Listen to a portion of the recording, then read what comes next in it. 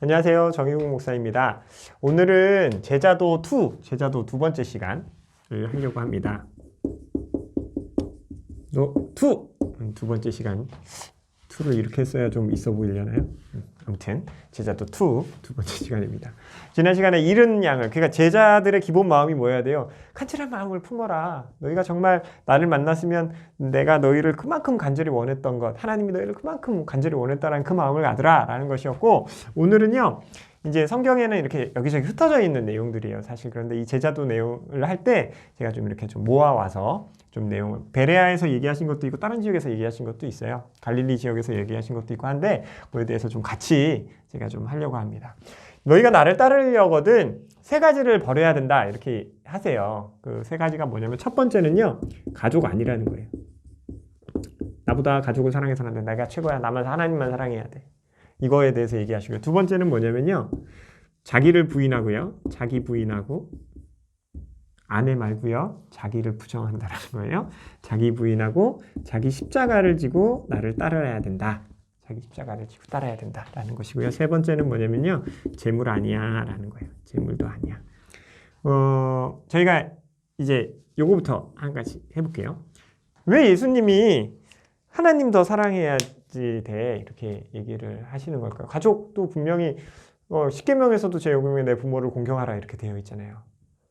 계명 있는 중에 복 있는 첫 번째 계명이거든요. 복 있는 계명, 유일한 그 복 있는 계명 10계명 중에. 이거 사실 해야 돼. 근데 뭐에 대한 문제냐면요, 우선순위에 대한 문제로 생각할 수 있어요. 첫 번째는 우선순위. 뭐냐면, 그래, 부모님도 사랑해야 되지만 하나님보다 더 사랑할 수는 없다라는 거예요. 그럼 우선순위의 문제도 있지만, 사실 더 중요한 문제는 뭐냐면요, 가족 사랑하는 거에 대한 문제가 뭐에 대한 문제냐면, 이게 어떤 의미가 있는 거냐면, 하나님을 사랑해야 가족도 사랑할 수 있게 된다는 거예요. 그러니까 하나님을 진짜 사랑하는 사람이 내 가족도 진짜 사랑할 수 있다는 걸 뜻하는 건 거예요. 그래서 예수님이 뭐 하는 거예요? 하나님 사랑하기를 우선순위에 두라는 건 거예요. 그 무엇도 하나님 사랑하는 것보다 그 위에 두지 말라는 건 거예요. 그게 제일 중요한 의미인 것 같습니다. 그런데 우리 어때요? 가족보다 돈이 더 중요한 사람들도 많이 있죠. 요즘에 많으면 오히려 가진 사람들이 더 그렇죠.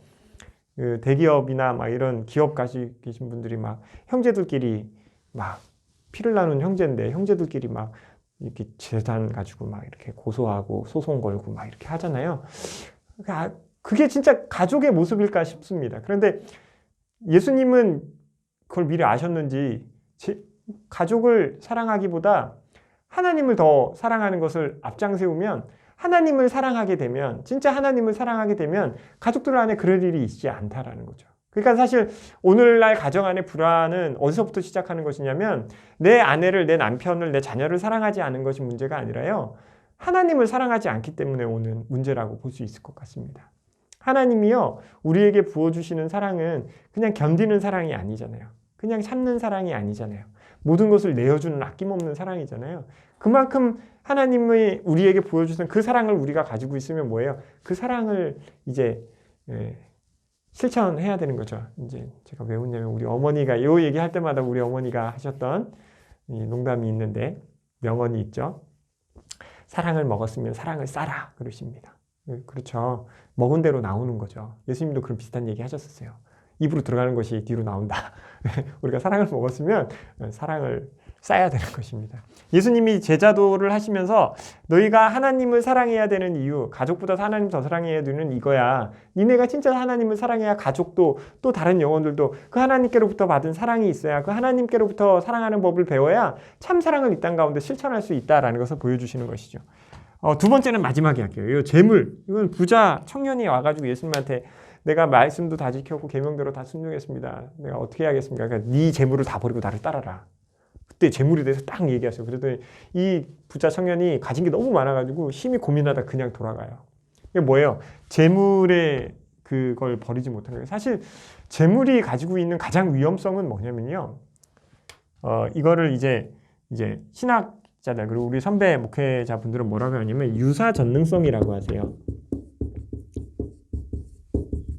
재물이 가지고 있는 전능성이 있는데 뭐예요?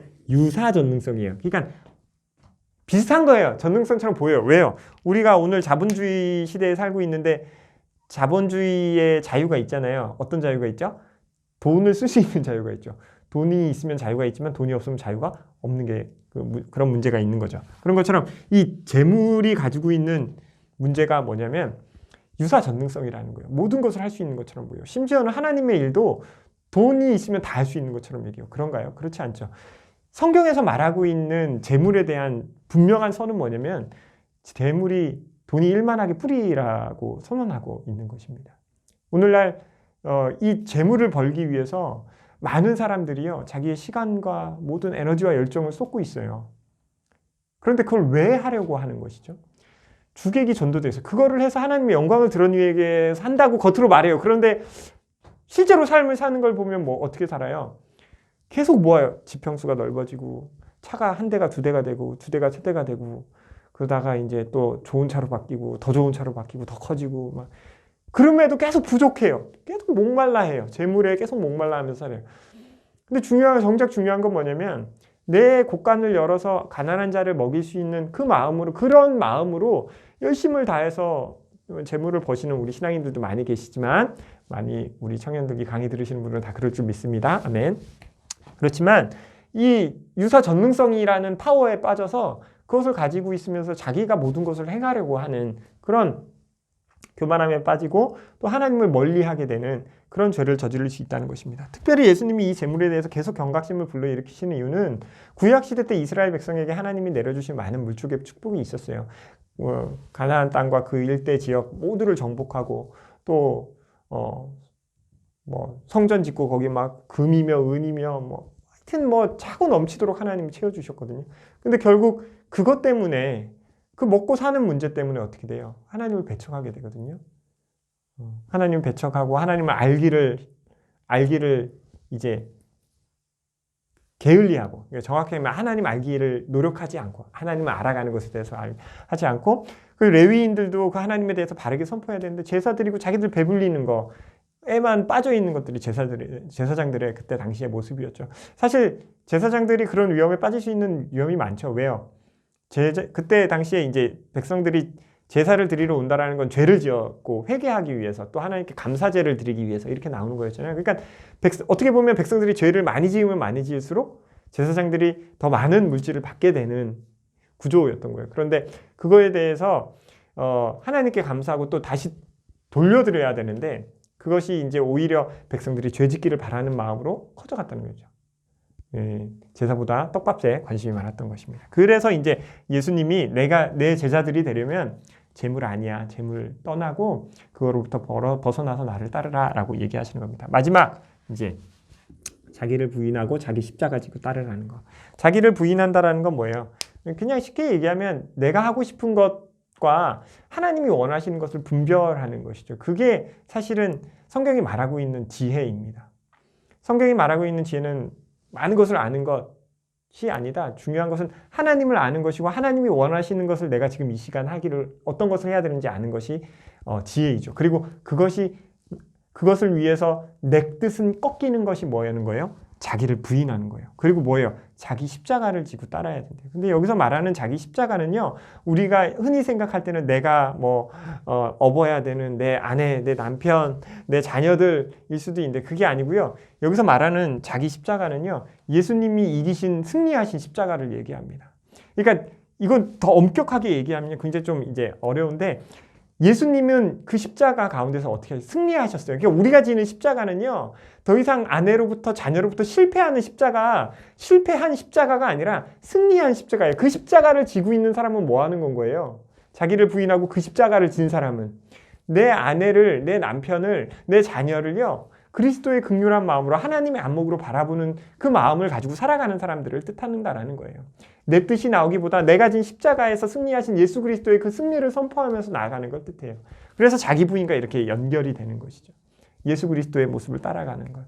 그 모습을 얘기하는 것입니다. 그래서 제자도는요, 요것들을 부정하면서 자기를 부인하고 또 오로지 십자가에서 승리하신 예수 그리스도, 그리고 다시 오실 그 예수 그리스도의 언약을 기억하면서 살아가야 되는 것이 바로 이 제자들의 삶임을 예수님이 가르쳐 주시는 것입니다. 오늘 내용이 조금 길었는데요. 제가 되도록이면 8분에서 10분 사이에 끝내려고 그러는데 좀 길었는데요. 여러분도 제자십니다. 그 책 중에 뭐였죠? Not a Fan이라는 책이 있었어요. 그러니까 당신은 팬이 아니다. 제자이냐 팬이냐 뭐 이런 문제인 건 거죠. 팬과 제자의 차이는 분명한 것 같습니다. 제자는요, 팬부터 하면 팬은 무대 위에 있는 사람에게 열광해요. 예수님이 오병이어의 기적을 일으키시고 병든 자들을 치유하셨던 것들에 주목해요. 그런데 진짜 제자는 어때요? 그 예수님이 그 무대 위에서 내려오셨을 때부터 함께 하시고 함께 하면서 예수님의 모습을 닮아가려고 하는 거죠. 그리고 예수님께 꾸준함도 듣고 그 모든 것들을 감내하는 것이 제자입니다. 그런데 팬은 그 화려한 모습에만 열광하는 사람들인 것 같습니다. 우리가 혹시나 제자여야 되는데 팬으로 그냥 맹목적으로 떡과 내 배를 채우기 위한 그런 예수님을 따르는 무리가 되지 않았는지 한번 되돌아보시고요.